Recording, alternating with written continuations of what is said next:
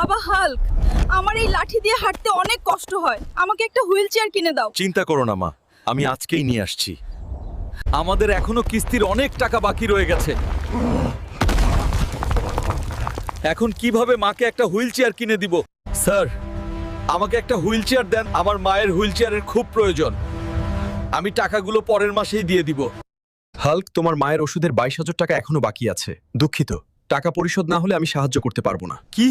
তাহলে এখন আমার মায়ের কি হবে? মায়ের কষ্ট হবে তা আমি হতে দিব না। এই কচ্ছপ, তুই আমার মায়ের হুইল চেয়ার হয়ে থাকবি, না হলে আমি তোকে খেয়ে ফেলবো। মা, মা, তাড়াতাড়ি বের হয়ে এসো। দেখো, তোমার জন্য হুইল চেয়ার নিয়ে এসেছি। তোমাকে আর কষ্ট করে হাঁটতে হবে না। বাবা, তুই আবার এটা কি নিয়ে এসেছিস?